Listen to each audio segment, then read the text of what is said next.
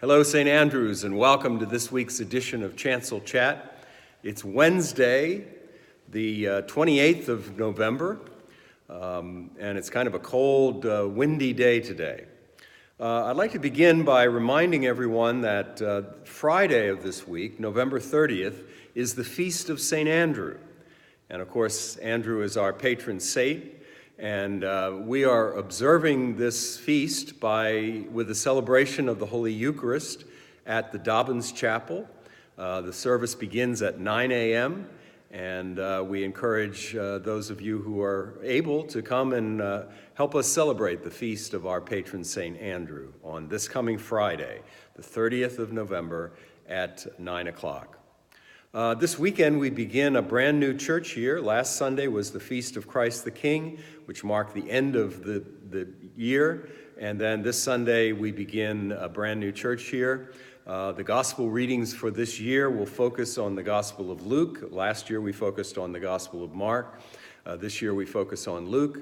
And so we begin our journey towards Christmas this coming weekend, with services on Saturday evening. Father Tin, our priest associate, will be preaching and presiding on Saturday evening at the 5 o'clock service, and I will be preaching and presiding at both services on Sunday of this week.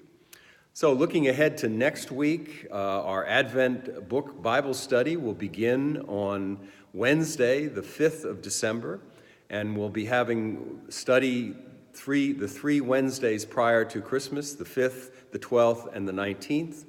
And we're going to be looking at the season of Advent, the meaning of the season, the special spiritual significance of the season of Advent, this time of preparation.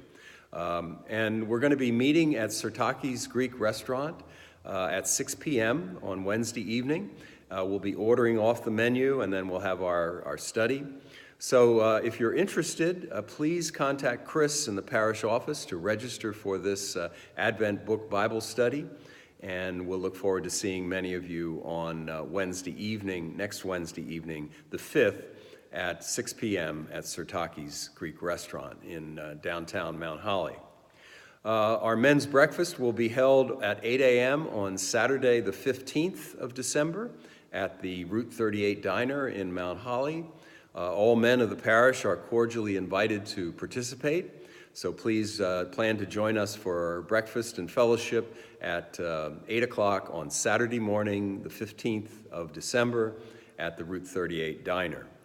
The December community dinner will be held that evening at 6:15 in the parish hall. The December meal is being sponsored and served by our Episcopal Church women.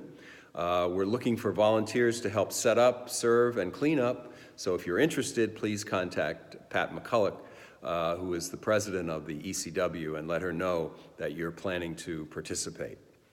Breakfast with Santa will be the next day on Sunday, December 16th, immediately following the 10 a.m. service. This is a traditional Advent celebration here at St. Andrews, and we hope that many of our children and parents will be there to say hello and share breakfast with jolly old St. Nick on Sunday, the 16th of December, after the 10 o'clock service. The Spirit of Christmas with Spirits. Unfortunately, we've had to change the date for this. Originally, I think last week I announced it was going to be on Thursday, the 20th of December, the Thursday before Christmas. But unfortunately, our organist choir director, Ed Robertson, is not available on that night. So we've moved it to actually after Christmas. It's going to be Thursday, the 27th of December, the Thursday, 2 days after Christmas, from 6 until 8 o'clock at Robin's Nest Restaurant in Mount Holly. And this will be our third year of doing Spirit of Christmas with Spirits. Time to sing our favorite Christmas carols and share the brightness of the Christmas season with one another. So please plan to join us if you're able. That's Thursday, the 27th of December at 6 p.m. at Robin's Nest Restaurant. We continue our prayers for our parish secretary, Chris Carroll, who is recovering from elbow surgery. We're also praying for Lynn Sweeney, Deacon Sweeney's wife, who's recovering from surgery this past week. I saw Mimi Phillips this afternoon, and she's going into Philadelphia for a procedure tomorrow, and hopefully the surgery that she needs will be scheduled immediately following that procedure.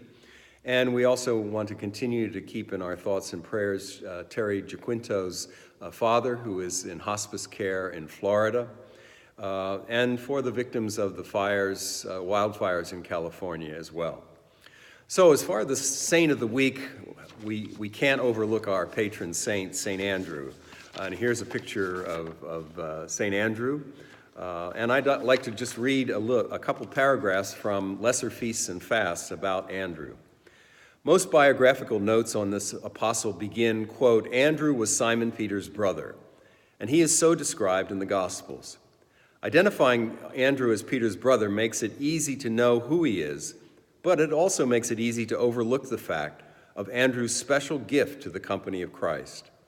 The Gospel according to John tells how Andrew, a disciple of John the Baptist, was one of 2 disciples who followed Jesus after John had pointed him out, saying, Behold the Lamb of God.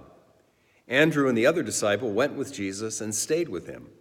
And Andrew's first act afterward was to find his brother, Peter, and to bring him to Jesus. We might call Andrew the first missionary in the company of disciples. Though Andrew was not part of the inner circle of disciples, Peter and James and John, he is always named in the list of disciples and appears prominently in several incidents. Andrew and Peter were fishermen, and Matthew's gospel records Jesus calling them from their occupation and their immediate response to his call. Andrew was the disciple who brought the boy with the loaves and fishes to Jesus for the feeding of the multitude. So, Saint of the Week this week, our patron saint, St. Andrew, whose feast day we celebrate this Friday. So that's about all I have for today.